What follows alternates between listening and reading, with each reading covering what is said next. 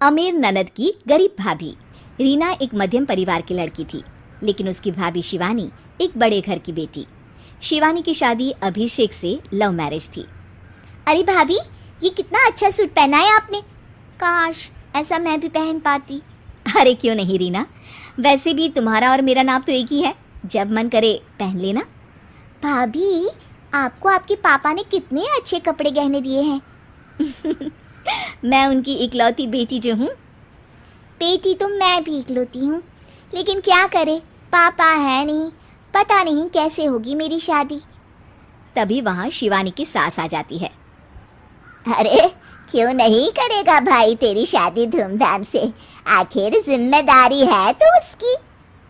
और वो दिन भी आ जाता है जब रीना की शादी तय हो जाती है। अभिषेक, क्या हुआ?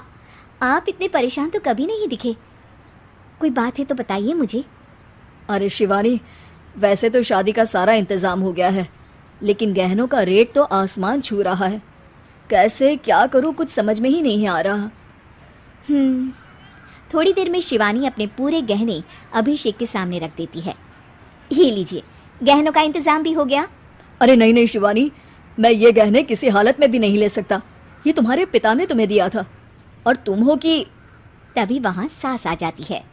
अरे तो क्या हुआ, इसकी तो हो गई ना शादी, अब किसे दिखाने हैं इसने गहने।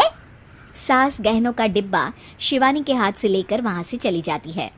रीना की शादी धूमधाम से होती है और अब वो बड़े घर की बहू बन जाती है। वहीं रीना की शादी के बाद शिवानी और अभिषेक उसकी शादी के कर्जों से डूब जाते हैं।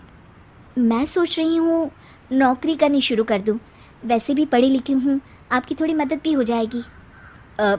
वैसे शिवानी, कुछ दिन कर लो तो अच्छा ही होगा, क्योंकि ज़रूरत भी है। अब शिवानी भी नौकरी करने लगती है और घर खर्चे में अभिषेक का हाथ बटाती है। एक दिन शिवानी, रीना का फोन आया था, कह रही थी कि आने वाले त्योहार में उसके ससुराल जाना है। ठीक है माँ।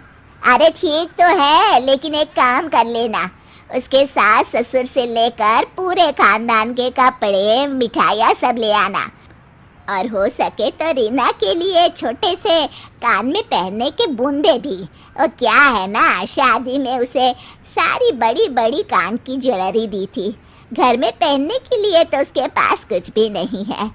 शिवानी सोच में पड़ जाती है कि वो क्या करे, क्योंकि कर्जों और घर के खर्चों के बाद तो पैसे बचते ही नहीं थे। शिवानी फिर अपने पिता को फ़ोन करती है और उनसे पैसे मांगती है। देखो शिवानी, मैंने तुम्हें शादी के वक्त ही मना किया था कि ऐसे घर में शादी करनी ही नहीं चाहिए। अरे अभिषेक को शर्म आनी चाहिए जो ससुराल से पैसे मंगवा रहा है। शिवानी को पिता की बात पर गुस्सा आ जाता है। आप मेरे पिताजी हैं और मैं परेशान थी, इसलिए आपसे मदद की उम्मीद की पापा। अभिषेक को तो पता भी नहीं है कि मैंने आपसे पैसे मांगे हैं। शिवानी सोचती है कि वो अभिषेक से बात करे, लेकिन फिर उसे लगता है कि वो टेंशन ले लेगा।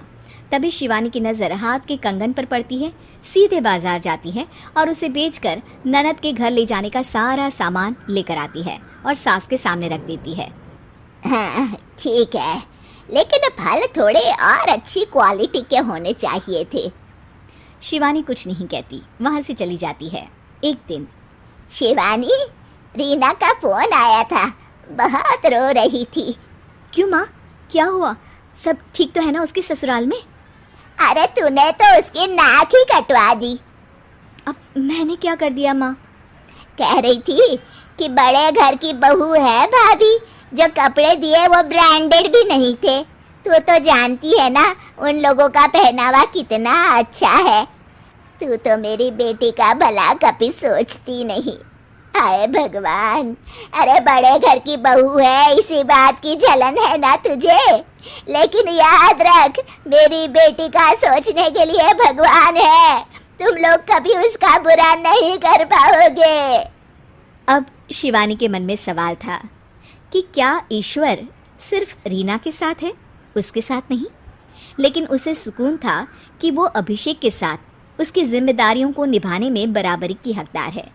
शिवानी वहाँ से चली जाती है। वो सास से कुछ नहीं कहती, क्योंकि अमीर घर की बहू बनकर रीना को भले ही सुकून ना हो, लेकिन गरीब घर की बहू बनकर शिवानी खुश है, क्योंकि खुशी पैसों से नहीं परिस्थितियों पर निर्भर करती है।